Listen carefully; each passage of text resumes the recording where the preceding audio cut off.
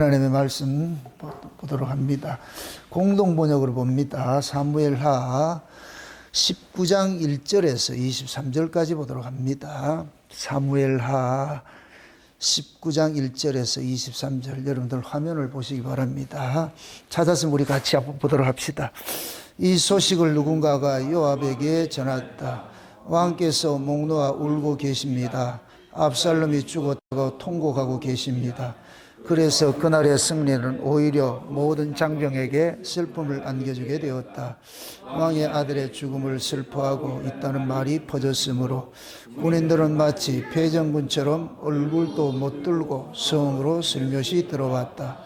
왕은 얼굴을 감싸고 내 자식 압살롬아, 내 자식 압살롬아, 내 자식아 하며 계속 울기만 하였다. 그때 요압이 왕의 거처로 들어가 간했다. 오늘 저희는 임금님과 임금님의 아들, 딸, 왕비, 후궁들의 목숨을 건져드렸는데 임금님께서는 도리어 저희 모든 신하들을 얼굴도 들지 못하게 하셨습니다. 어찌하여 임금님을 미워하는 자들은 사랑하시고 임금님을 사랑하는 사람들은 미워하십니까? 이제 보니 이 장병들이나 신하들은 임금님께 아무것도 아니었습니다. 우리가 모두 죽고 압살롬만 살았더라면 임금님은 오히려 그것을 좋아하셨으리라는 것을 이제야 알았습니다. 이러지 마시고 일어나 나가셔서 신하들에게 따뜻한 말 한마디라도 해주십시오. 임금님께서 나가주지 않으신다면 두고 보십시오. 오늘 밤 임금님 곁에 머물러 있을 사람이 하나도 없을 것입니다. 그리 되면 임금님께서는 어렸을 때부터 지금까지 당하신 어떤 불행보다도 더한 불행을 당하시게 될 것입니다. 왕은 일어나 성문께로 나아가 앉았다. 보아라, 왕께서 성문에 나와 앉으셨다.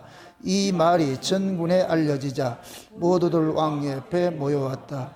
한편 제각기 집으로 도망쳤던 이스라엘 백성들은 저희 족속들 사이에 서로 의논이 분분하였다. 지금 다윗 왕은 압살롬에게 쫓겨 망명해에 가 계시지만 그분은 우리를 원수들의 손에서 건지고 블레셋 사람들의 손아귀에서 살려주신 분이 아니냐. 우리가 압살롬에게 기름을 부어 그를 왕으로 추대하였지만 이제 전사했으니 이런 판국에 왕을 궁으로 모셔올 생각은 하지 않고 꾸물거리고 있을 게 무엇이냐. 이스라엘 백성들이 저희끼리 하는 이 말이 왕의 귀에 들어갔다. 왕은 다윗 사독과 에비아달 두 사자에게 전가를 보냈다. 그대들은 유다 장로들에게 가서 나를 궁으로 맞아들이는데 뒷전으로 돌 가닥이 어디 있느냐고 이르시오. 나는 그들과 같은 피를 받은 한 골육이요. 그런데 나를 궁으로 맞아들이는 일에 어떻게 뒷전으로만 돌겠느냐고 이르시오. 또 아마사에게는 이렇게 이르시오.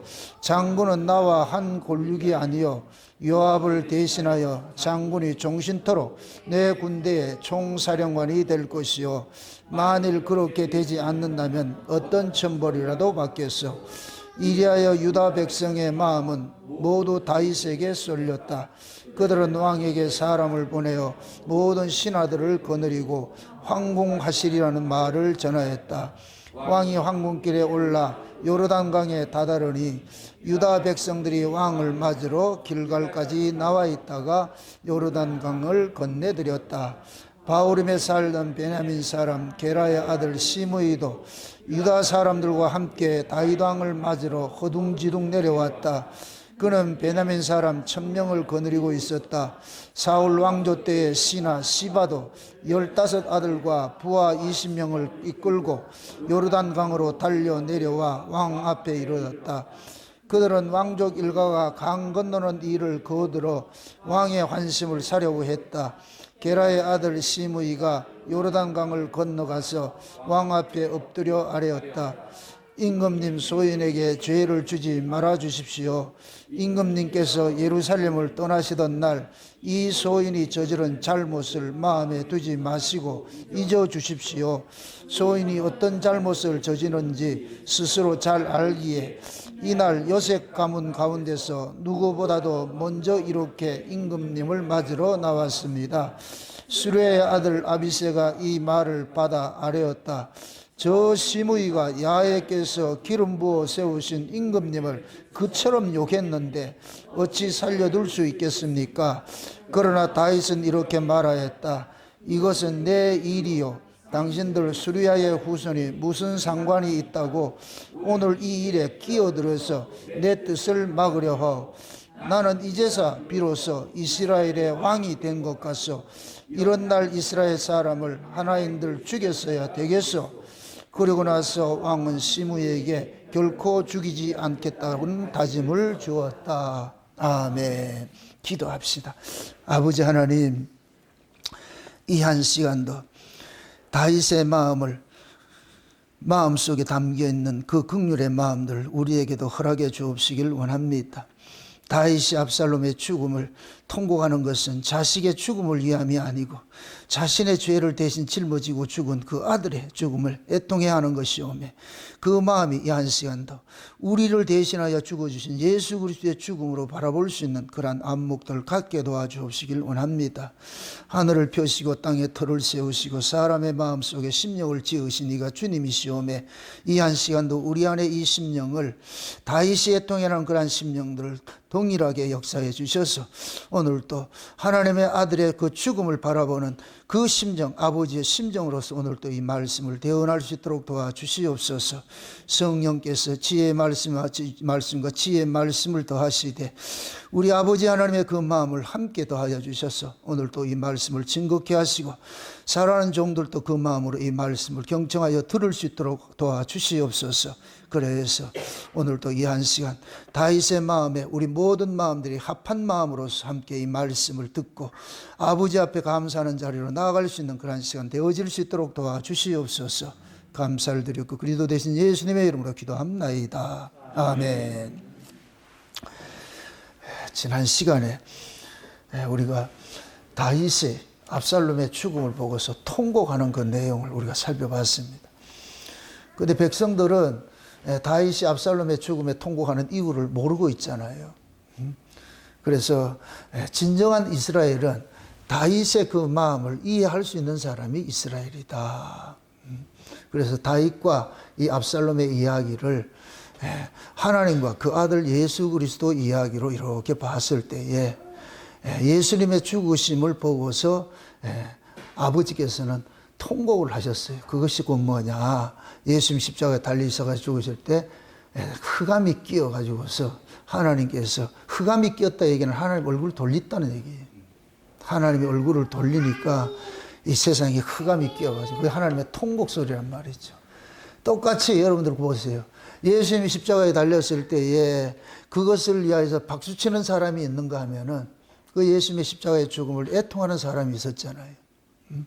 그 애통하는 사람들이 누구였어요? 예수님이 십자가 아래에 왔던 사도 요한과 마리아들, 그 주변에 있는데 지극히 작은 무리들이 예수님의 죽음을 애통해하고 아파했어요. 그 예수님의 죽음을 자신들의 죽음으로 받아들인 사람들입니다. 그들이 곧 뭐냐? 하나님 나라에 합당한 사람들입니다. 그러나 예수님의 죽음을 박수를 치고서 환호한 사람들은 하나님 나라에 합당치 않는 사람이죠. 그들은 뭐냐? 아들의 죽음을 바라보는 아비의 심정이었기 때문에.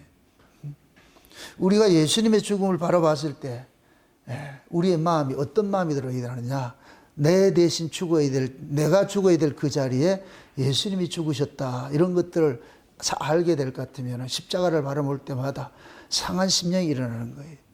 물론 십자가는 이중성이 있어요. 죄와 사망의 권세를 깨뜨리는 그러한 그 권세로 봤을 때는 우리에게는 기쁨이 되지만은 그러나 내가 죽어야 될 그 자리에 예수님이 대신 죽으셨다는 것을 알 것 같으면은 그것은 마냥 기뻐할 일이 아니고 애통하는 마음들이 일어나야 돼요. 그게 신자는 두 가지 마음이 일어나야 돼요. 예수님을 바라봤을 때에 내 대신 죽어주신 그 주님의 안타까운 그 마음이 들어야 되고 그러니까 그 죽음을 바라볼 때마다 우리는 뭐 하냐면 쉬운 얘기라 죄송한 마음이 있겠죠. 아, 내가 죽어야 될 저 자리에 주님이 죽으셨구나. 지금 다윗은 압살롬의 죽음을 그렇게 바라보는 거예요. 내가 대신 너를 위해 죽었어야 되는데 내 때문에 네가 지금 죽었다 이거예요. 왜? 다윗은 압살롬의 반역 사건, 이 모든 것들은 무엇을 통해서 일어난 사건인가? 자기의 죄 때문에 일어난 사건인 걸 다 알고 있잖아요. 이걸 우리식으로 얘기할 것 같으면 예수님이 이 땅에 왜 오셔가지고서 죽으셨느냐? 우리 죄 때문에 그랬잖아요. 내 죄 때문에. 내 죄 때문에 예수님께서 안 오셔도 될 이 세상에 오셔가지고서 안 죽어도 될 그 죽음에 동참을 하셨잖아요. 그래서 우리가 십자가를 바라봤을 때에 항상 이 두 가지 마음이 있어야 돼요. 예수님의 내가 죽어야 될 자리에 예수님이 대신 죽었다. 그럴 땐 대속제물이 되는 것이고, 예수님의 죽으심으로 인하여서 우리가 죄와 사망의 권세로부터 해방이 되었으니까, 그러면 이제는 죄와 사망의 권세로부터 해방된 자로서는 어떤 마음을 가지고 살아야 되느냐? 주님의 마음을 품고 살아야 돼요. 그래서 너희 안에 이 마음을 품으라. 곧 그리스도 예수의 마음이네. 그는 근본 하나님의 본체시나 자기를 비워서 내려놓았다는 얘기. 비웠다는 얘기는 자기를 내려놨다는 얘기. 모든 걸 내려놨다는, 내려놓고 아버지의 기쁘신 뜻을 위해서 십자가에 죽기까지 뭐 했냐? 복종을 했단 말이에요. 복종. 그 자리가 우리의 자리예요. 그러고 나면 하나님께서 그를 부활시켜서 지극히 높여서 온 세상이 다 그 앞에 무릎을 꿇고 주여 하는 그러한 그 고백의 자리로 하나님 만드신다는 겁니다. 우리가 장차 구원을 받으면은, 이미 구원을 받았지만 장차 우리가 하나님 나라에 갈 것 같으면은 누구의 마음으로서 하나님 나라에 우리가 살아가야 되느냐? 아버지의 마음을 품고서 살아가야 돼요. 아버지와 아들은 똑같은 마음을 가진 자가 아버지와 아들이에요. 그러니까 신앙이라는 것은 뭐냐? 하나님의 희노애락에 우리가 동참하는 거예요. 하나님이 기뻐할 때 우리가 기뻐하고 하나님이 슬퍼할 때 우리가 슬퍼하는 거예요. 그게 가족이라고 그랬어요. 가족은 아버지에 따라가지고서 가족들의 희비가 정해지는 거예요. 아버지가 승진해가지고 와가지고서 통닭 들고 와가지고서 기쁘다 이렇게 할 것 같으면 가족들은 어떻게 해야 된다? 와, 우리 아빠 승진했다 해가지고 박수 치면서 말이야, 통닭 먹으면서 말이야, 막 기뻐할 때. 그거 하라고 아버지가 그 기쁨을 가족들에게 몰고 왔잖아요. 근데 아버지가 실직이 돼버렸어. 요즘같이 정리해고 당해가지고 와서 슬픈 모습으로 왔을 때는 자식들은 그 아버지의 슬픔에 함께 동참을 할 줄 알아야 돼. 그게 가족인 거예요, 가족. 우리가 예수를 믿는다 이렇게 하는 얘기는 그냥 내가 예수 믿어서 구원받았다 이게 전부가 아니에요. 구원을 받았을 것 같으면은 그 구원받은 자는 이제는 누구의 마음에 합한 자로 되어야 되느냐? 아버지의 마음에 합당한 자가 되어야 되는 거예요. 우리는 원래 그런 마음이 없던 자들이에요. 없던 자들이었는데 예수님께서 십자가에 죽으시고 부활하심으로 우리 안에다가 그 마음을 몰고 오신 거예요. 몰고 오셨다니까. 근데 그 마음이 마치 아이가 출생을 한 것과 같이 그런 모습으로 온 거예요. 그럼 이 마음이 아이가 출생하면 자라가면서 뭐 하냐? 외형적으로도 부모를 닮듯이 마음도 부모의 마음을처럼 닮아가야 되는 거예요. 그게 부모 자식이잖아요. 그래서 우리가 은혜를 그것을 구원을 받았을 것 같으면 그때는 우리가 뭐냐면은 어린아이 같은 이 하나님의 마음이 우리 안에 들어와 있는 거예요. 이 마음을 자꾸만 뭐 하느냐? 하나님의 은혜로 말씀을 통해서 자꾸만 키워가야 되는 거예요. 그 은혜 사람으로 장성한 분량으로 나아가야 되는 거예요. 그래서 신앙을 자꾸만 성장하는 그러한 모습으로 표현을 하는 것들은 우리의 마음이 궁극적으로는 누구의 마음까지 가야 되느냐? 아버지의 마음까지 가야 되는. 그래야 아버지의 나라를 우리가 유업으로 받을 수 있죠. 아버지가 회장님인데 그 회사를 경영을 하는데 그 회사를 경영하려면은 아버지의 마음, 마인드와 같은 것을 가지고서 회사를 경영해야 돼요. 그래야 자식에게 물려줄 수가 있는 거예요. 자식이 아버지의 마음이 없이 그 회사를 물려받을 것 같으면 말아먹어버려요. 말아먹어요. 지금 일어나는 게 지금 롯데그룹이 지금 부도 직전에 있잖아요. 그러니까 롯데그룹을 만든 신격호 회장은 지극히 청빈하게 산 사람이에요. 무리하게 확장을 하지 않고 그렇게 해서 내실을 다졌는데 그 아들은 허영에 가득 차가지고 외치를 하다 보니까 지금 이 자리에 돼버린 거예요. 지금 사장 누각이 돼버린 거예요. 겉으로는 엄청나게 한 것 같은데 실속 없는 걸 한 거예요. 지금 그 롯데그룹의 모습이에요. 모습. 지금 하나님께서 우리를 하나님 나라를 유업으로 주는데 껍데기는 우리가 화려한 모습을 했는데 실제 그 나라를 통치하고 다스릴 수 있는 마음이 없을 것 같으면은 그 나라 줘봐야 말아먹을 텐데 그 주겠냐고요. 그걸 우리는 이 역사 속에서 배워가는 거예요. 여러분들 보세요. 우리를 왕 같은 뭐라 그래요? 제사장이라 그러죠. 왕 같은 제사장이라는 얘기는 왕의 심정으로서 뭐 했냐? 제사장과 같은 자세로 섬겨야 돼요. 하나님 나라가 그런 곳이에요. 우리가 하나님 나라에 우리는 다 왕 같은 자들이에요. 그런데 어떤 마음을 품고 섬겨야 되느냐? 제사장의 마음을 가지고 섬겨야 되는 거예요. 그럼 제사장의 마음은 어떤 마음이에요? 죄인을 향하여서 긍휼히 여기는 마음, 불쌍히 여기는 마음. 제사장은 죄인을 대신해서 제사를 드리는 사람이잖아요. 그러면은 제사장의 마음 속에는 뭐가 있어야 되냐? 죄인의 마음이 이입이 돼 있어요. 이입이 돼 있어요. 그럼 그 죄인의 마음이 이입이 됐을 때 그 제사를 드릴 때에 죄인의 심정으로서 제사를 드릴 것 같으면 이것은 그냥 형식으로 드릴 수가 없는 거예요. 진짜 내 마음 그 속에 다 담아가지고 제사를 드리잖아요. 그걸 하나님이 지금 우리에게 준 거예요. 항상 기억을 하세요. 우리는 선지자로 말하지 않고 너희는 왕 같은 뭐이다? 제사장이라는 거예요. 왕 같은 제사장. 왕은 누구냐? 하나님이 왕이에요. 하나님이 온 회개의 왕이에요. 그 하나님의 마음을 가진 그러한 자로서 제사장 역할을 해야 돼요. 제사장 역할을. 그러니까 그걸 지금 성경을 통해서 우리에게 가르치고 있는 거예요. 다윗은 자기가 왕될 제목이 아닌 사람인 걸 본인 스스로 알아요. 그냥 이름 없이 저 들에서 양이나 치다가 그냥 이름 없이 살다가 가는 그러한 인생이었는데 본인 스스로 알아요. 형들과 비교할 것 같으면 가장 못난 자라는 걸 알고 있다니까. 그리고 다윗의 그 일생을 쭉 살펴볼 것 같으면은 그렇게 뭐 유복하게 산 그런 인생 없어요. 그러한 삶을 살았던 자인데, 그런데 하나님께서 사무엘을 보내가지고서 이스라엘의 왕을 삼아버렸잖아요. 사무엘도 놀라버렸잖아요. 어떻게 저런 애를 왕을 삼으라니까. 사무엘도 다윗을 봤을 때는 왕의 제목이 아니라고 보았는데 하나님께서 삼으라 그래요. 내 마음이 합한 자다. 다윗이 잘난 자였을 것 같으면은 그러면 뭐 하느냐? 하나님 마음이 없지요.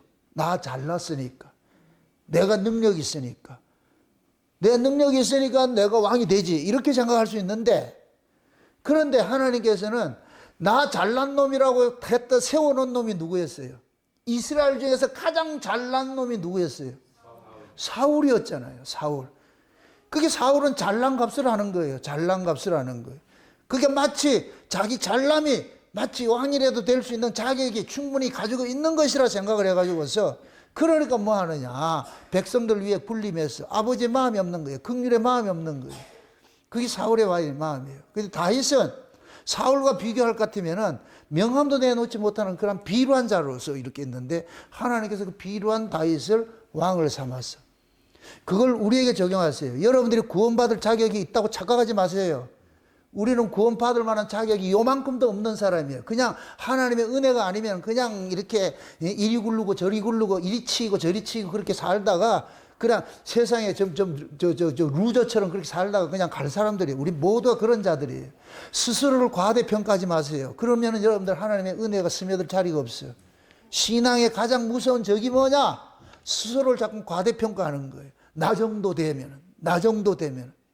우리는 구원받을 만한 자격도 없고, 저 역시 이 자리에 서서 말씀 전할 수 있는 그런 자격이 없는 자예요. 나는 많이 공부를 했고 나 잘났으니까 이거 한다. 그러면은 자기 자랑이 나오지요. 우리는 하나님 앞에 섰을 때 항상 어떤 마음을 들어야 되냐? 야, 내 같은 기식이 구원받았다니 말도 안 돼. 잘 쓰는 말이에요. 폭삭 속았을 때에서는 제일 많이 나오는 것이 왜가 나오는데, 제가 여러분들에게 토설할 수 있는 말은 말도 안 돼. 이건 말도 안 돼. 어떻게 내 같은 자가. 이런 마음들이 우리가 들어야 돼. 여러분들 보세요. 술라미의 그 마음을 한번 헤아려 보시자고. 예루살렘 여자들은 진짜 스펙도 좋고 화려하고 잘나고 말이죠. 잘 먹고 잘 자라가지고 다 호족들 딸들이니까, 그러니까 얼마나 멋있었겠어요. 이쁘겠어요. 거기에 비해서 술라미는 이름도 없고 빛도 없고 저 들풀과 같이 말이야. 그럼까지 그냥 시들어 죽을 수 있는 그런 사람인데, 그런 그 여자가 왕으로부터 은혜를 입었다. 이럴 것 같으면 어떻게 살겠어요? 술라미의 그 마음이 우리 마음에 이게 돼 있어야 돼. 신앙생활이라는 것은 큰 업적을 세우는 게 아니에요. 뭐 큰 일을 해가지고서 뭐 하는 거 아니에요. 하나님이 이 일이 필요하면은 하나님 알아서 다 하세요. 우리 도움이 필요해서 하나님 우리를 부르는 게 아니에요. 에? 여러분들이 예를 들어서 목양교회를 이렇게 왔다. 하나님은 여러분들 도움이 없어도 하나님 목양교회를 세워가요. 내가 교회에 왔기 때문에 이 교회가 세워진다 착각하지 마시라고. 하나님이 인간의 도움을 필요로 하지 않아요. 그러나 인간들을 가지고 불러 쓰는 것들은 내가 여기에 뭔가 합당하고 큰 유익이 준다 이렇게 생각할 것 같으면, 그때부터는 여러분들은 법의 자리에 서가지고서 자꾸만 판단을 하기 시작하는 거예요. 나 이만큼 했는데 너는 했냐 안 했냐 이렇게 따지게 된다니. 이게 아베 마음이 없는 거예요. 지금 이 요압이라는 사람이 그런 거예요. 요압이 한번 보세요. 요압이라는 사람은 아니 내가 지금 왕도 지켜주고 왕의 식솔들을 다 지켜주고 우리 모두가 다 거느리고 지켜줬는데, 근데 왕을 미워해가지고 반역을 일으킨 압살롬의 압축음을 토해서 통곡을 한다고 같으면은, 그럼 우리는 뭐가 되냐, 이거. 우리는 뭐가 되냐. 응? 왕을 쿠데타를 일으켜가지고 피난길 가게 했던 그 압살롬을 죽인 것이 우리가 뭐가 잘못됐느냐, 이거예요. 인간적으로 보면 요압의 말이 하나도 틀린 게 없지요. 우리가 지금 누구 때문에 싸우냐, 이거. 누구 때문에. 요압은 다윗 왕의 아내를 위해 가지고서 다윗을 해하려는 압살롬을 죽인 거예요. 죽인 거. 우리가 인간적으로 보면 요압은 충신 중에 충신이에요. 1등 공신이라니까. 1등 공신. 역사 속에서는 적장에 목을 벤 사람이 1등 공신이지. 그런데 지금 요압 이하 나머지 군사들은 지금 죄인된 신분이 돼버린 거예요. 뭐를 통해서? 압살롬을 죽였을 것 같으면 압살롬의 수금을 베어가지고서 다윗에게 갖다 줬을 것 같으면 다윗이 어떻게 해야 되겠어요? 와, 칭찬을 하고 해야 될 거 아니에요. 그런데 지금 그 모습을 보고 다윗은 어떻게 하고 있어요? 통곡을 하고 있잖아요. 통곡을 하고. 그러니까 백성들이, 군사들이 사기가 뚝 떨어진 거지. 우리 왜 전쟁 왜 했지? 우리가 다 죽고 압살롬 하나 살았어야 저 다윗 왕이 좋아했겠네. 지금 요압이 그러고 있잖아요. 좀 와가지고 그 협박을 하잖아. 빨리 가가지고 백성들 사기 진작 안 시킬 것 같으면 오늘 밤에 얘들 다 떠나갈 것 같으면 다윗은, 이 왕은 어렸을 때부터 당했던 그 비참한 삶을 다시 돌아갈 테니까 이 협박 공갈을 치잖아. 와, 무서워요. 뭘 가지고? 압살롬을 죽였다는 것을 자기 전공을 내세우잖아요. 근데 다윗은 압살롬을 죽임당한 압살롬의 그 죽음에 다윗은 안타까워하는 거예요. 안타까워하는 거예요.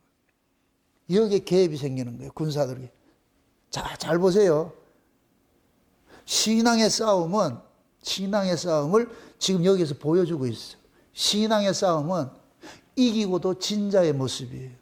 지고도 이긴 자의 모습이고. 누구든 진 자는 이긴 자가 되고 이긴 자는 진자가 되는 것이에요. 이게 하나님 나라의 원리. 교회는 내가 열심히 충성하고 봉사했는데 오히려 낮은 자리에서 섬기는 자들이, 교회에서 그 엄청난 이 업적들을 쌓고 했는데 낮은 자리 가가지고 섬기는 자라고. 그걸 가지고서 내가 호사를 누리는 자리가 아니고, 우리 신앙이 그 자리로 가야 돼. 그 자리로. 근데 우리는 뭐 하느냐, 교회 안에서도 내가 한 일이 많은데 한 일 없는 사람들 보면 손가락질 하잖아. 저 뭐 하느냐, 저 뭐 하느냐, 이런 식이 돼버리잖아. 그럼 그 일이 오히려, 우리는 지금 그 일 한 것 때문에 무슨 짓을 하느냐, 바리새인 짓을 하는 거예요. 바리새인. 여러분들 바리새인이 멀리 있다고 생각하지 마세요. 우리 모두 바리새인의 기질이 있어요. 바리새인들이 이 일을 안 했을 것 같으면 그런 짓을 안 하죠. 이 일을 한 것 때문에 뭐 하느냐? 판단하는 거예요. 판단하는 거. 나 이렇게 하는 거예요. 그럼 묻습니다. 일한 게 잘못이? 일한 건 잘못 아니에요. 근데 그 일을 통해서 자기의 힘을 삼고 자기의 의를 삼아서 남을 판단하고 할 때는 이게 무슨 짓이냐? 선지자 짓이, 선지자 짓. 고발하는 짓이 돼버려. 내 미리 말합니다. 하나님 나라는 선지자를 지금 하는 점 못 가요. 선지자가 가는 것이 아니고 왕 같은 제사장들이 가는 것이에요. 아멘? 선지자는 누구냐? 법 아래 있는 자예요. 법 아래 있는 자. 이렇게 될 것 같으면 그럼 구약의 선지자들은 다 지옥 갔단 말이에요. 그 얘기가 아니고 하나님께서 선지자들을 보낸 것은 그들의 죄를 고발하는 차원에서 그러는 거예요. 그러면 그 자체는 하나님의 입장에서 백성들의 죄를 고발하는 것이지 지가 니도 죄인이 아니라 이런 얘기가 아니에요. 그럼 선지자는 죄를 고발하는 그 자리에 자기도 포함이 되어 있어야 돼요. 나도 마찬가지야. 나도 마찬가지야. 그럼 선지자는 하나님의 마음을 가지고서 고발을 하는 것이 지 마음에 고발하는 것이 아니잖아요. 그게 선지자가 자칫 착각을 하게 될 것 같으면 뭐 하느냐? 나는 괜찮은데 너희들이 다 걸려들었다. 그래서 내가 지난 시간에 엘리야이즘을 경계하라 그랬어요. 엘리야이즘. 엘리야이즘이 뭐예요? 나만 남았다 그랬어요. 나만 남았다. 나만 이 교회를 위해서 이렇게 힘을 쓰고 나만 이렇게 충성을 하고 나만 봉사를 하고 나만 이렇게 나만. 그런데 그 나만 한 것이 결과로 나타났을 때 다른 사람들에게 불편함을 끼쳐주고 어떤 어려움들을 준다 할 것 같으면 차라리 이 일을 안 하는 게 낫다고. 그럼 일 안 하는 게 또 나아요? 아니잖아요. 예를 들어 식당에 봉사를 했어. 그럼 나만 했어. 그러면 그 나만 했다는 이 봉사가 자칫할 것 같으면 기껏 봉사하고 그 은혜를 쏟는 일을 우리가 할 수가 있다니까. 그럴 때는 이렇게 생각을 하셔야 돼요. 아유, 어쩌자고 내 같은 사람이 청와대 지금 음식에 셰프로 나를 하나님이 기용을 해줘가지고 이렇게 할까. 따라합시다. 여기가 하나님의 왕궁이다. 하나님의 왕궁에 셰프가 됐을 것 같으면은 그러면 조금 이해가 돼요. 근데 여러분들은 셰프로 생각하지 않고 교회 일꾼으로 생각하잖아요. 내가 뭐 울산 무양께 뭐 밥하러 왔냐? 밥하러 불러준 것만 해도 감사해야 되는데 그렇게 생각 안 하잖아요. 그게 우리 마음이라니까. 우리 마음이라. 이 일 많이 한 건 절대 나쁜 게 아니에요. 그런데 그 일을 통해 가지고서 우리의 성향을 하나님께 보는 거예요. 그래, 네 일을 해봐라.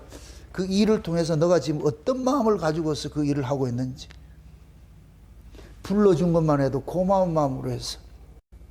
포도원에 불러준 것에 대해서 감사해야 되는데 일찍 포도원 불렀더니까 일 많이 했던 것을 유세 떨어가지고서 늦게 들어온 포도원 품꾼에게 일당을 자기하고 똑같이 준다고 해가지고서 뿔따고 해가지고 결국은 주인이 악한 자로 몰아가는 이 마음. 이게 악이라고. 이게 악.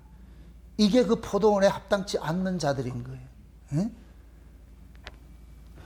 일찍 들어와 가지고서 일했다는 거. 이 사람들은 뭐 하냐? 놀았던 이렇게 생각을 해보세요. 아침 새벽에 딱 불러가지고 새벽에 인력 사무실에 갈 것 같으면 사람 쭉 서가지고 있잖아요. 에? 그래서 우리 엄 목사님이 가가지고서 딱 사람을 보고서 탁 지목하라 불렀단 말이야. 불러냈어.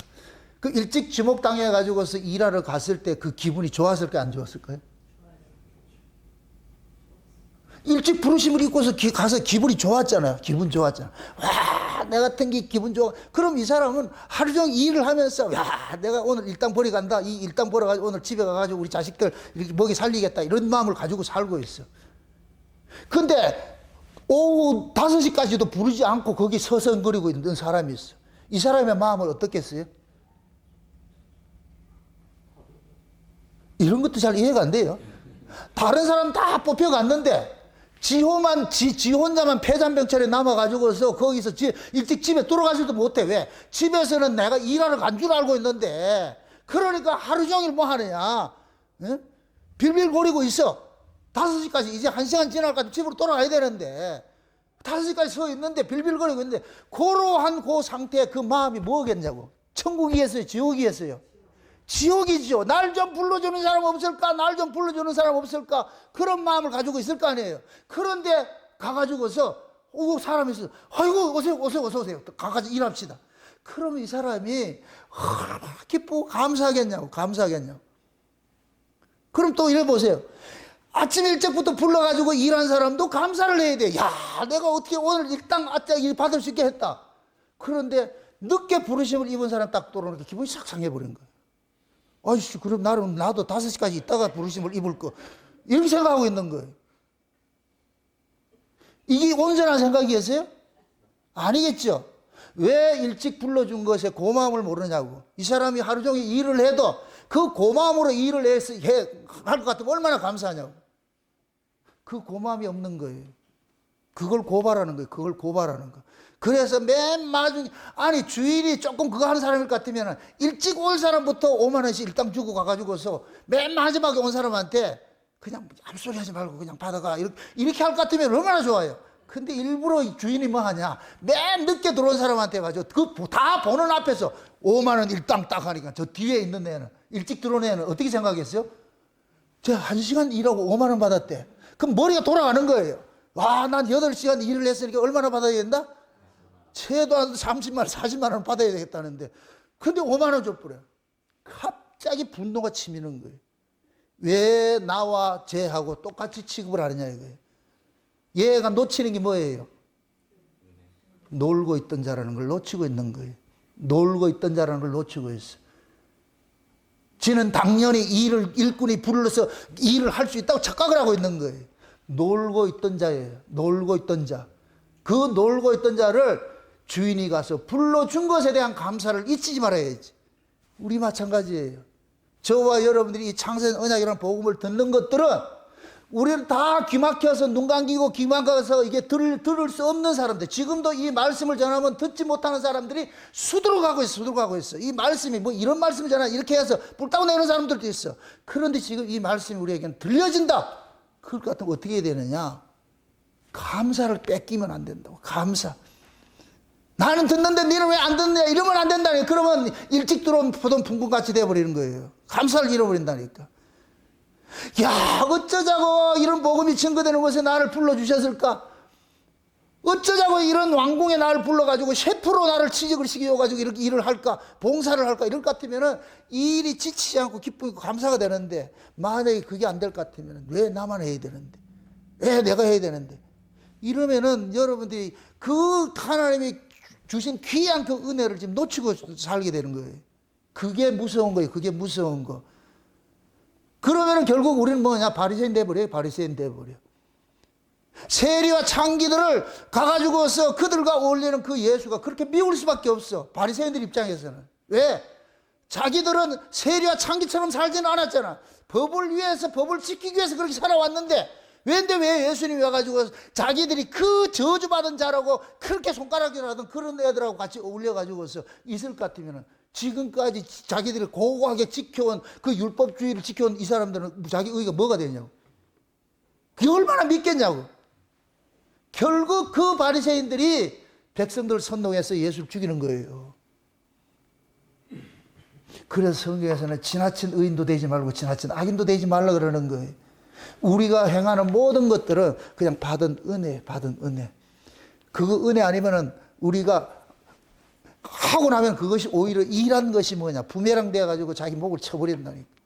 이게 무서운 거예요. 그래서 신앙생활은 오래 할수록 위험 요소가 많아요. 오래 한 사람일수록 위험 요소가 많다고. 그 마음 속에 긍휼의 마음, 애통하는 마음, 상한 심령. 여러분들이 그러면 비상걸어야 돼. 비상걸어야 돼. 내 마음 속에서 긍휼의 마음이 사라지고 애통하는 마음이 사라지고 상한 심령이 사라질 것 같으면은 여러분들을 굶으면서 여러분들 비상걸어야 돼요. 내가 왜 이러냐고. 나이가 들어가고 여러분들 신앙의 경륜이 쌓여질 것 같으면 여러분들 마음속에서는 촉촉한 마음이 들어가지고 그냥 이해하고 말이죠, 용서하고 같이 더불어가는 이런 마음들이 점점 확대가 돼야지. 그런 마음은 점점 인색해져 버리고 법이 자리 잡아가지고서 자꾸만 자기 일을 가지고서 남과 기준 삼아가지고서 나는 이런데 너는 왜 이런 이렇게 한다 것 같으면은 결국 요압 같은 일 되는 자예요. 요압같이. 지금 보세요. 시므이라는 사람이 다윗 앞에 와가지고 살려달라 그러고 있어요. 시므이가 어떤 사람이에요? 다윗이 피난 갈 때 뭐 했어요? 돌 던지면서 저주를 끌어부은 자예요. 그 옆에 지금 있던 요압의 동생이 이 모습을 보고 아비새가 이걸 보고서 뿔따고 나는 거예요. 좀 미친 새끼 저거를 네 왕이 그 피난 갈 때 네 일이 있는데 와가지고 면상도 두껍다 용서해달라고 막 그러잖아요. 그럴 때 다윗이 뭐라 그래요? 수루야의 아들들아 너희들이 왜 내 일에 개입을 하냐 하면서 뭐 하냐 유명한 말을 하나 여기 남긴다고. 이 말을 여기 오늘 말씀을 여러분들이 잡고 가야 될 그 말씀이 그거예요. 몇 절이에요? 20 몇 절? 22절 보세요. 22절 같이 한번 보세요. 다윗이 가로되 수루야의 아들들아 지금 뭘로 띄웠어 지금? 공동문 22절 한번 보세요. 20 몇 절이요? 22절 같이 봅시다. 그러나 다윗은 이렇게 말하였다. 이것은 내 일이요 당신들 수루야의 호손이 무슨 상관이 있다고 오늘 이 일에 끼어들어서 내 뜻을 막으려 하오. 이제부터 여러분 큰 소리로 나는 이제야 비로소 이스라엘의 왕이 된 것 같소. 이 말이 무슨 뜻이에요? 내가 비로소 이스라엘의 왕 노릇하고 있다는 거예요. 아비새야 네 눈에는 시므이를 단칼에 목을 베어가지고서 법도의 엄중함을 백성들에게 가르치고 싶겠지. 그런데 아비새야 착각하고 있는 게 뭔 줄 아니? 이스라엘의 왕은 아버지의 마음을 보여주는 자리로 서 있는 거예요. 이스라엘의 왕의 자리는 어떤 자리인 줄 알아? 하나님의 그 원수 사랑하는 그 마음이 없었을 것 같으면 우리가 하나님이 왜 그 아들을 보내가지고 우리를 구원했겠냐고. 지금 그 얘기하고 있는 거예요. 내가 비로소 이스라엘의 왕 노릇하고 있구나 이걸 보여주고 싶다는 거예요. 네 눈에는 시므이는 단칼에 없애가 죽여야 되겠지만은 그건 세상의 법이야. 법으로 집행하는 거예요. 그런데 하나님께서 이스라엘에게 왕을 세운 것은 이스라엘이 세상 사람보다 잘나서 하나님 백성이 된 게 아니잖아요. 이스라엘 백성들 착각을 하고 있는 거예요. 자기들은 저 이방인과 다르다고 좀 생각하는 거예요. 다르다는 건 딱 다른 게 없어요. 하나님께서 긍휼을 대하고 있다는 게 다른 것이지 지들이 이방 사람하고 다르다는 거 착각하면 안 된다니까. 똑같은 놈이야 똑같은 놈. 오히려 더 악한 놈들이라고. 더 악한 놈들. 그런데 이스라엘은 놓치는 것이 뭐냐? 나는 쟤들하고 다르다고 생각하는 거예요. 그걸 우리에게 적용해 보세요. 저와 여러분들이 저 믿지 않는 사람보다 나을 게 하나도 없어요. 똑같은 자예요. 똑같은 자들인데 그런데 하나님의 긍휼이 우리에게 입혀져 가지고서 우리가 이리로 온 것뿐이지. 그럼 우리는 뭐냐? 하나님이 우리를 긍휼히 여기시는 그 마음을 놓쳐서는 안 되는 거예요. 그런데 우리는 은혜의 자리에 돌아가지고서 무슨 짓을 하냐? 다시 법의 사람으로 당해가지고서 자기와 다르면 차마 손가락질 한다는 게 이렇게 한단 말이죠. 이게 악이에요. 이게 이스라엘이 아니란 얘기예요. 이게 이스라엘은 이걸 놓치면 큰일 나요. 하나님의 마음을 보여주기 위해서 세워진 나라가 이스라엘이에요. 그래서 하나님께서는 이스라엘이 그렇게 범죄하고 나쁜 짓을 해도 하나님께서 징계를 해도 다시 또 용서해주고 그래. 이방 나라는 말 안 들으면 제국을 없애버려요. 제국을 없애버리고 다른 나라가 세워지지만은 그래서 이방 나라는 제국의 흥망성쇠가 늘 일어나. 근데 이스라엘은 흥망성쇠가 일어난다 안 일어난다? 늘 근데 그 나라로 지속이 돼. 매는 맞고 바벨론에 포로됐다가 다시 돌아오는 한국이 있어도 결국 이스라엘로 지켜주고 있다고. 처음서부터 이스라엘을 지켜주고 있다는 얘기는 하나님께서 그들을 긍휼로 대하시기 때문에, 은혜로 대하시기 때문에, 그들이 이방보다 잘나서가 아니고, 그래서 이스라엘 백성들은 이방인들로부터 침공을 받고 포로를 당하고 어떤 뭐 핍박을 당했는데도 결국은 하나님께서 이스라엘을 딱 보듬어 주시더란 말이죠. 이거는 하나님께서 이스라엘을 통해 가지고서 세상에 보여주고 싶은 것이 뭐냐? 하나님의 마음이 이런 마음이다. 하나님의 마음이 이런 마음이다. 하나님은 악인이나 선인이나 구별하지 않고 햇빛을 주시고 비도 주시고 다 주시는 분인데 그걸 우리가 알라는 거예요. 아, 우리 하나님의 마음이 이런 마음이었구나. 이런 마음이었구나. 여러분들 뭐 자녀를 키우다 보면은 아이들이 조금 똑똑한 놈이 있고 덜 똑똑한 놈들이 있어요. 내 피를 받고 나와도 다 다르다고, 다 똑같지 않고. 그런데 꼭 보면은 잘난 애들이 뭐 하느냐, 잘난 놈들이 못난 동생이나 못난 아들한테 자꾸만 뭐 하냐, 자기 잘난 걸 가지고서 손가락질하고 이렇게 한단 말이죠. 그게 법이에요, 법. 아이들은 모든 것을 바라볼 때 자기 기준으로 가지고 바라보는 거예요. 자기 유익을 보고서 바라보는 거예요. 그게 내게 유익을 주면은 좋은 사람, 나를 좀 힘들게 하면 나쁜 사람.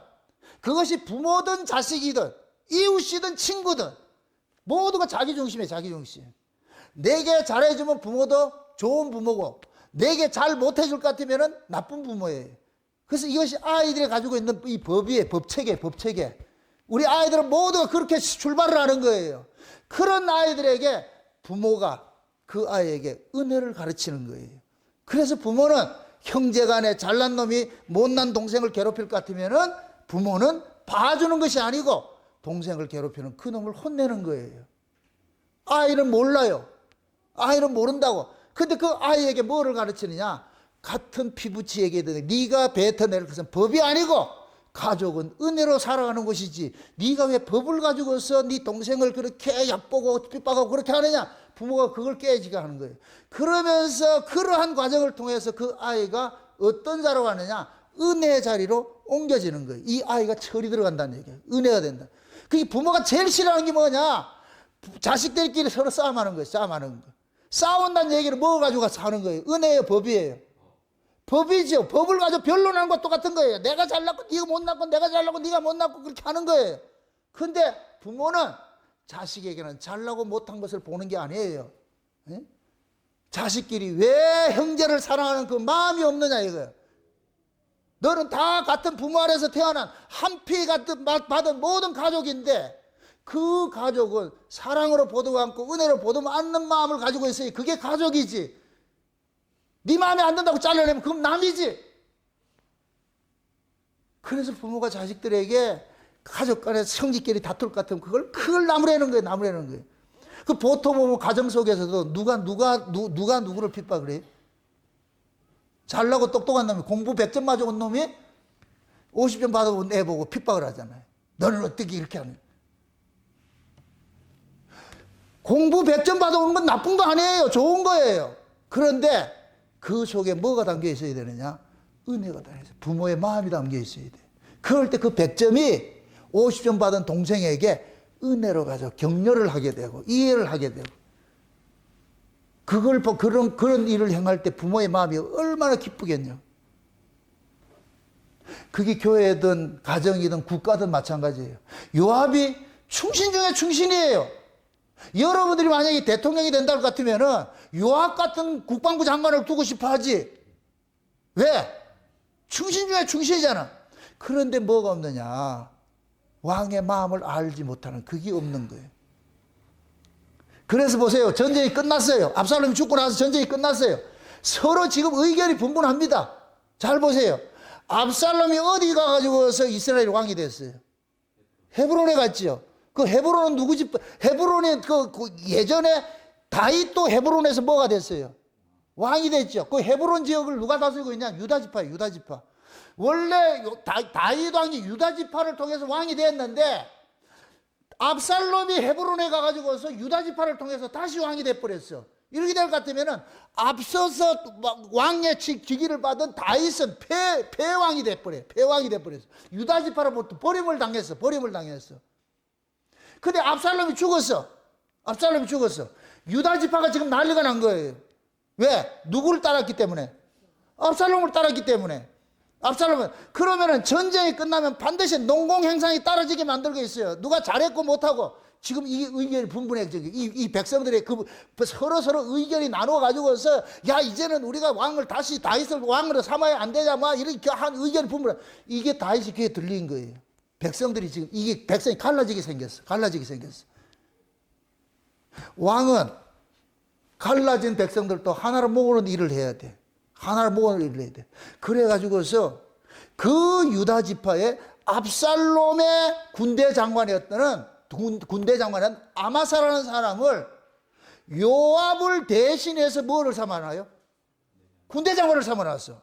그림을 잘 보세요. 요압이 지금 다윗 편에서는 요압이 군대 장관이었어. 군대 장관인데 1등 공신이야. 전쟁을 끝낸 1등 공신이라니까. 압살롬을 죽인 1등 공신이야. 그런데 다윗은 압살롬을 죽었다는 걸 통곡을 하고 있으니까 이렇게 될 것 같으면 요압은 뭐가 되느냐? 다윗의 절대적 원수가 돼버린 거예요, 지금. 원수가 돼버려. 그런데 다윗이 전쟁이 끝나고 나가지고 압살롬의 군대 장관인 아마사를 요압 대신에 네 국방부 장관 네 물러나라. 아마사를 여기 앉혀놨다니까. 이게 말이 안 되는 일을 하고 있다는 지금 다윗이. 다시 한번 생각을 합니다. 그림을 그려보세요. 요압이 다윗에게는 아주 충신이에요. 충신 중에 충신이에요. 그런데 전쟁이 끝나고 나니까 그 충성스러운 그 장관을 이제 그만 쉬라. 그러고 적국 왕에게 붙어가지고서 반역을 했던 그 군대 장관을 이쪽 자리에 앉혀. 요압 대신에 자리에 앉혀. 누가 봐도 다윗이 하는 건 합당치 않은 거예요. 이건 합당치 않는 것이라니까. 지금 다윗은 그러는 거예요. 아마사를 유다의 다윗의 군대 장관을 앉히고 나니까 비로소 유다 사람들의 마음이 뭐하냐? 동해가지고 다윗에게 돌아섰더라. 그렇게 표현을 하고 있는 거예요. 이게 무슨 뜻인지 알겠어요? 유다 사람들은 자기들이 지금 죄 지었어. 다윗이 어떻게 할 줄 몰라. 어떻게 해도 자기들은 달게 받아야 돼. 왜? 적국에 서 있었으니까. 만약에 다윗이 승전해가지고서 저 유다 족속 다 진멸시켜. 다 진멸돼야 돼. 지금 좌불안석이 되어 있는 거예요. 그런데 다윗이 그 유다 지파에서 나온 압살롬의 군대 장관인 그 아마사를 네 이쪽에 가서 내 군대 장관 해라. 유다 사람들이 놀라는 거예요.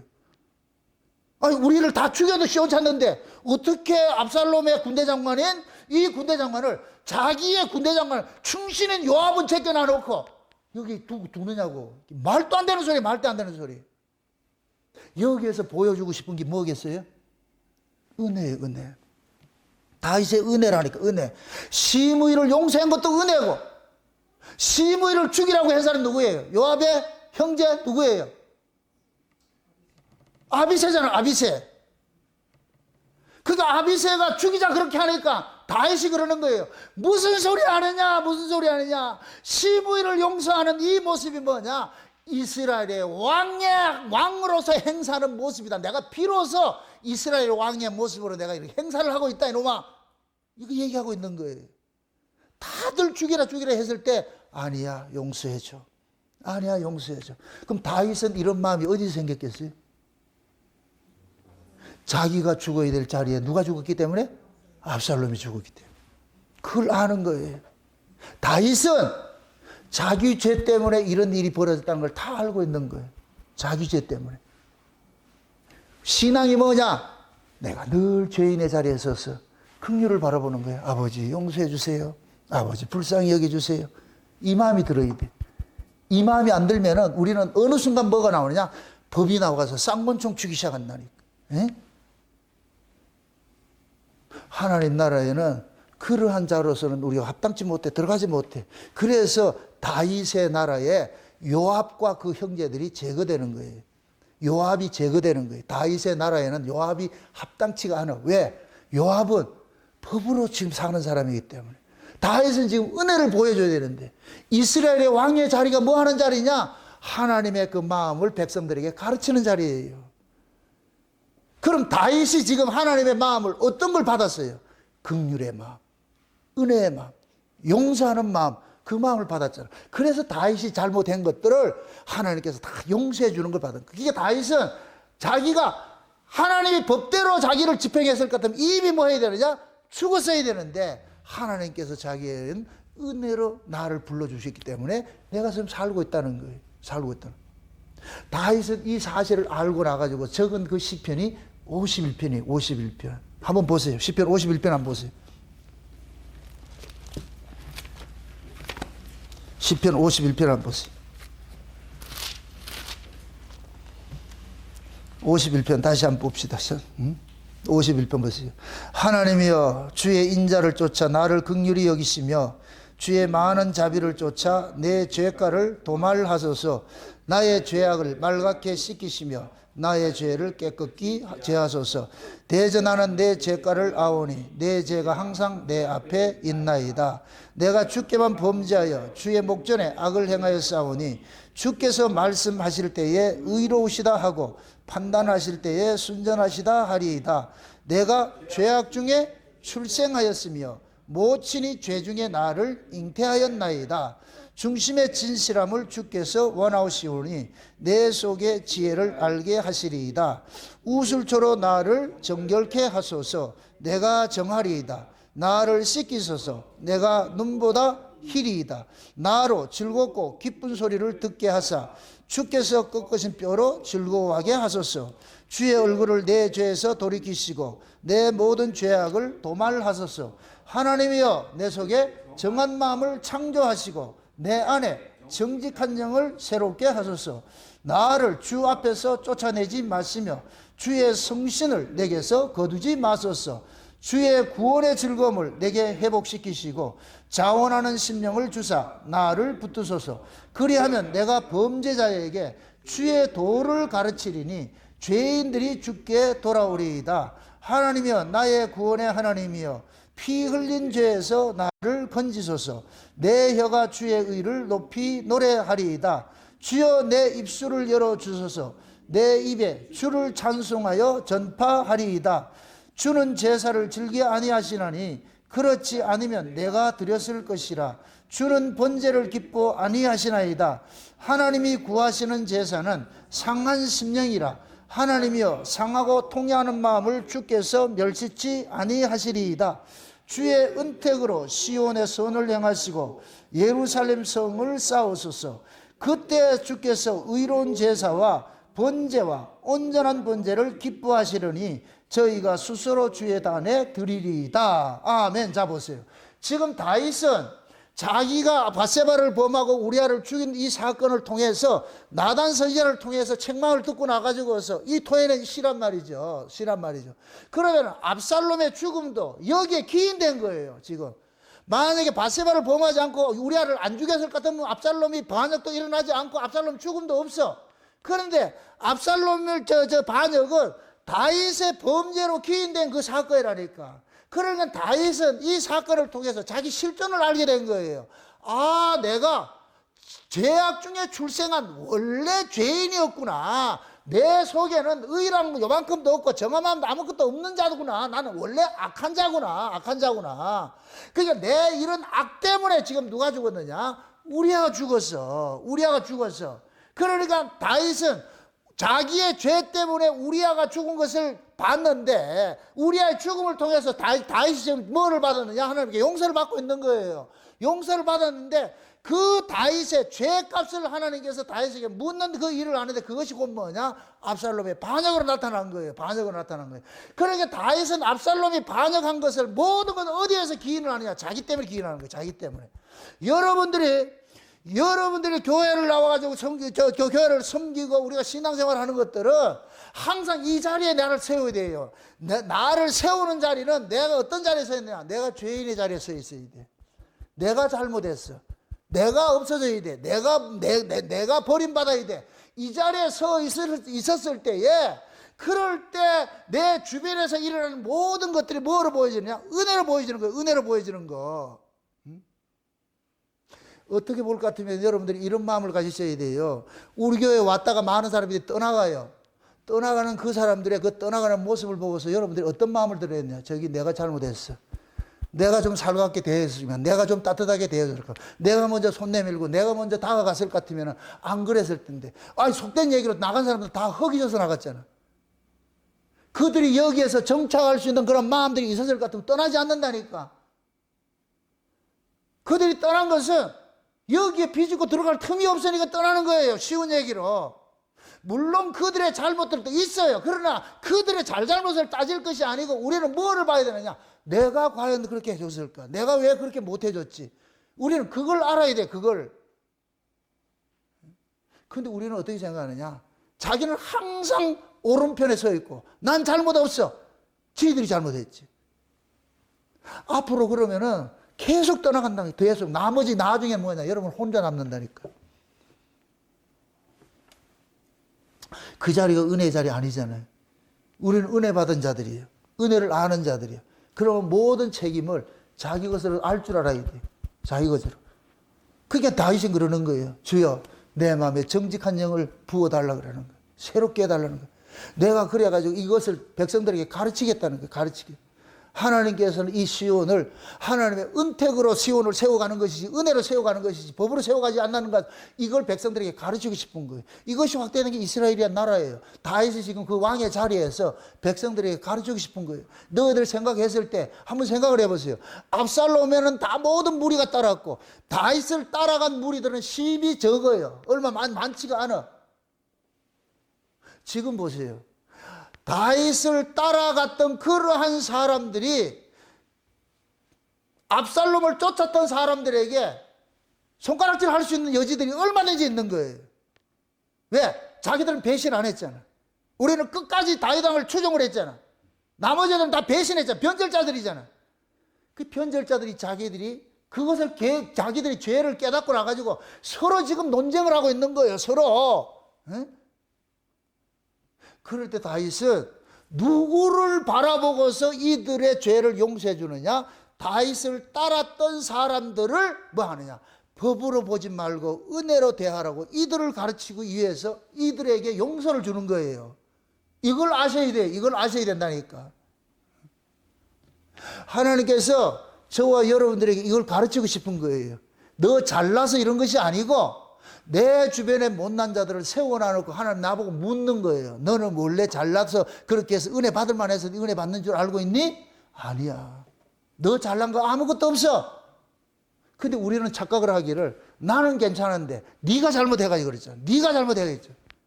근데 하나님 마음이 없는 거예요.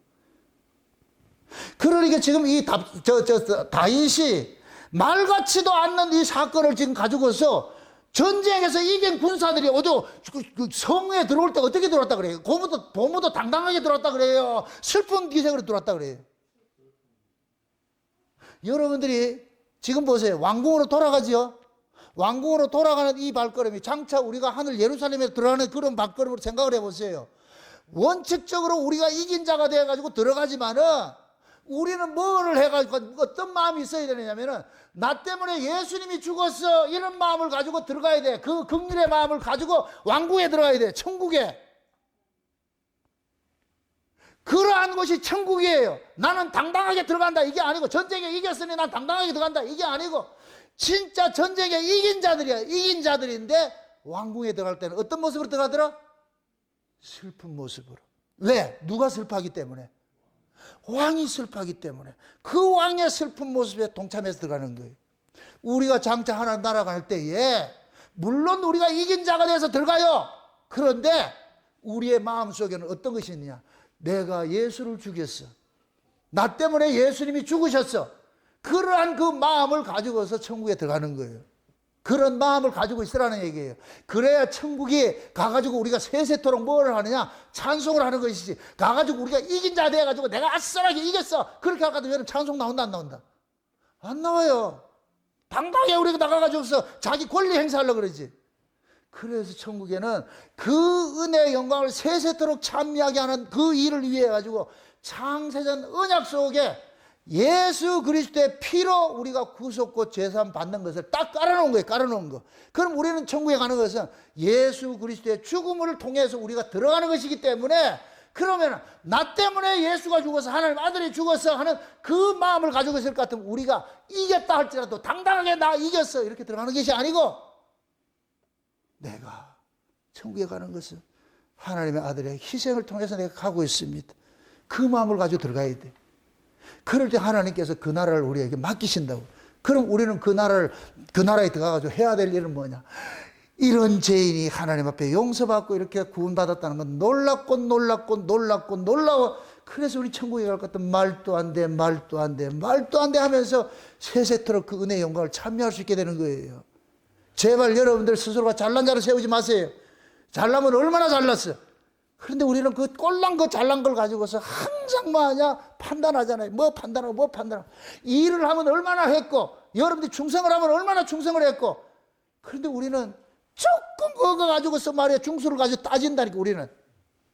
이게 얼마나 우리에게 악함이냐고. 오늘 이런 말씀이 저는 우리 교회에 주신 복이라고 생각을 해요. 복이라고 생각한다. 예? 누구도 오늘 이 본문을 이런 식으로 설교하는 사람 없어요. 그런데 왜 하나님께서 저에게는 이런 긍휼의 마음을 둬가지고서 이 설교를 하게 하냐고. 다윗의 그 울음 속에. 그럼 우리는 과연 그 다윗의 아들의 죽음을 바라보는 그 다윗의 그 마음 속에 나는 동참이 되어 있느냐. 이걸 우리에게 확대해서 예수님이 죽은 그 죽음을, 아들의 죽음을 바라보는 그 하나님의 마음을 우리가 얼마나 알고 있느냐 이거예요. 여러분 항상 그렇게 생각하세요. 하나님이 우리를 대할 때에 우리를 단독자로 대하는 것이 아니고 누구를 통해서 대해요?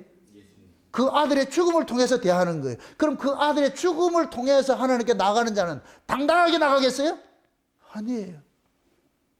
마음을 치면서 상하고 통회하는 마음으로 주여 내 때문에 그 고귀 하신 하나님의 아들이 죽었습니다. 그 아들의 죽음을 헛되지 않게 하는 것이 뭐냐? 긍휼의 마음이고 상하고 통회하는 심령이에요.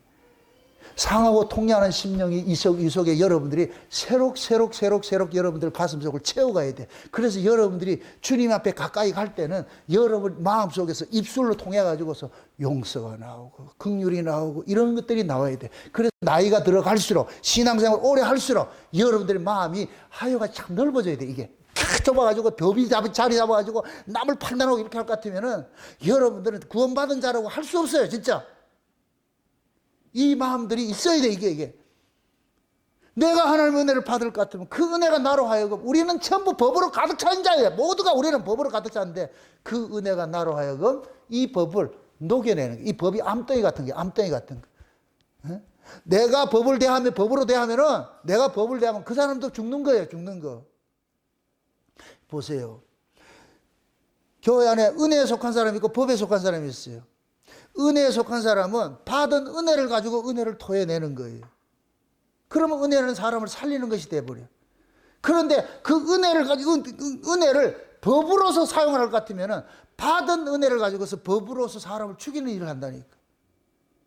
이게 불경의 불경. 바리새인들이 왜 하나님 앞에 예수님 앞에 저주를 받냐? 독사의 자식들하고 그렇게 저주의 소리 듣느냐?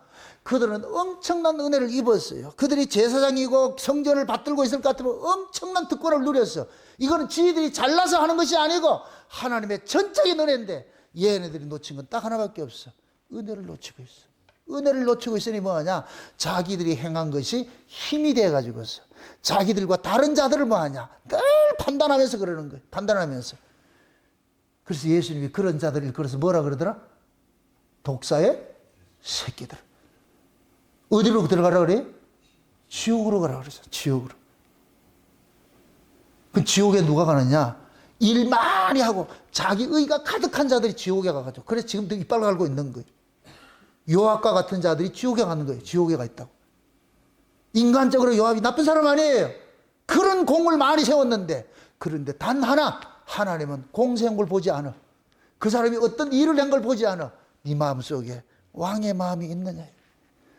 자식이 죽음에 처해 있는, 죽음을 당한 그 아들을 바라보는 아비의 심정이 있느냐. 이걸 보는 거예요. 지금 우리 마음속에 그걸 하나님께서 달아보는 거예요. 오늘 이 말씀을 통해 가지고 여러분 스스로를 한번 생각을 해 보시라고. 여러분 이렇게 생각하세요. 에덴에서 흐르는 물이 있어요. 그건 생명의 물이에요. 그 생명을 하나님께서 우리 여기에도 보내줬어요. 여기가 동산이야, 동산. 이 속에 흐르는 물을 계속 받아가지고 여기 동산이에요. 물을 저축하지 마세요. 물을 저축하는 순간 이것은 죽어버려요. 물을 자꾸 흘러보내야 돼. 흐르는 물이 돼야 돼. 흐르는 물. 흐르는 물은 은혜고 저축하는 물은 법이 돼버려. 내가 성경적 지식을 많이 알고 하나님께 받은 은혜를 많이 받고 일을 많이 한 것이 여기에서 저축이 되면 이것이 결국은 뭐냐? 자기도 죽고 남도 죽이는 일을 한다고. 물이 저축되면 하나님의 은혜는 날마다 흘러보내야 돼요. 받은 걸 받아서 흘러보내야 돼요. 이걸 내 의로 삼아질 수 않도록, 여기 남지 않도록 제발 여러분들이 아는 지식이든 은혜든 무엇이든 저축하지 마시고 흘러보내세요. 흘러보내라고. 그럴 때 여러분들이 뭐냐? 나도 살고 내 주변도 사는 거예요. 우리는 그걸 보여주기 위해서 부르심을 입은 자들이에요. 특히 우리 울산 목양교회는 이 은혜를, 엄청난 은혜를 입은 사람들이에요. 입은 사람들. 그렇기 때문에 여러분들이 창세전 언약이라는 이 복음이 여러분의 지식으로서 이것이 자랑거리가 아니고, 물론 아는 것이 자랑이죠. 그러나 그걸 자랑거리로 내세우지 말고, 어쩌자고 나는 이런 말씀이 들려질까? 어쩌자고 나는 이런 자리에 하나님께서 나를 불러서 이 자리에 앉혔을까?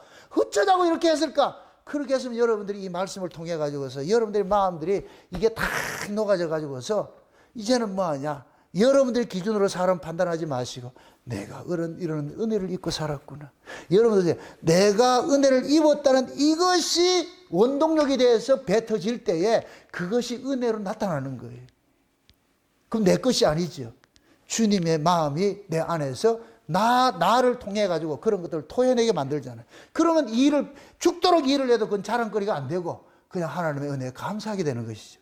부디 여러분들이 그 자리에 서서 어떤 일을 하더라도 그 일이 여러분들의 의가 되지 않도록 여러분들 스스로가 싸워야 돼요. 우리는 내가 한 일에 대해 가지고 의미를 부여하는 건 이건 본능적으로 그렇게 되어 있어. 우리 이 속성이 그렇게 되어 있다니까. 내가 한 일에 대해서 그 의의를 부여하게 돼. 저 역시도 마찬가지야. 설교를 하고 날 것 같으면 그 설교에 대한 의미를 부여하려고 그래.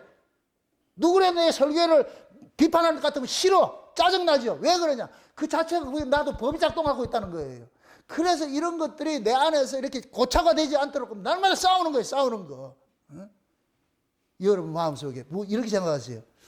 나에게 잘해주는 사람은 잘해주는 건 쉬워요. 근데 나를 힘들게 하는 사람을 잘해주는 건 이거는 우리 실력으로 되는 게 아니라, 그래서 하나님의 은혜가 나를 자극을 해야 그게 된다니까. 그러니까 여러분들 미워하는 사람을 여러분 속에서 미움이 발동한다. 아, 내가 지금 은혜로 살고 있지 못하구나. 법으로 살고 있구나. 그렇게 보시라고. 이제부터는 여러분들 마음속에 하나님의 은혜가 왕노릇 해가지고서 나를 미워하고 나를 뭐 하는 사람까지라도, 그러한 사람까지라도 그냥 긍휼의 마음으로서, 이해를 못해서 저러는데, 아직 몰라서 저러니까 이런 마음, 긍휼의 마음, 이게 빼앗기지 않도록 여러분들 싸우셔야 돼요. 이런 마음을 여기에서 고갈당하지 않도록 날마다 구하고 찾고 두드리시라고. 그럴 것 같으면 하나님께서 여러분들의 여기 이 속에 동맥경화 걸리지 않고 흐르는 물이 계속 흘러가가지고서 나도 살고 내 주변도 살고, 그렇게 해서 날마다 위로부터는 하늘의 신령한 은혜를 받아가지고서 여러분 주변을 따뜻하게 온화하게 참 생명의 역사가 펄펄 나타날 수 있는 그러한 것을 만들어 가시기를 주의 이름으로 축원드립니다. 기도합시다. 아버지 하나님 감사합니다. 하나님의 크신 은혜와 그 사랑이 우리 마음속에 늘 흐르는 물처럼 이렇게 흘러갈 수 있도록 우리 하나님 도와주옵시길 원합니다. 내 뜻이 아니라 하나님의 뜻 안에서 이 말씀대로 우리가 살아갈 수 있는 그런 마음 가질 수 있게 도와주옵시길 원합니다. 아들의 죽음을 바라보는 그 아비의 심정이 우리 안에도 그대로 전이되게 하여 주셔서 아버지의 마음으로서, 그리스도의 마음으로서 교회를 섬기고 내 주변의 사람들을 대할 수 있는 그런 자리로 나아갈 수 있도록 도와주시옵소서. 감사를 드리고 예수님의 이름으로 기도합나이다. 아멘.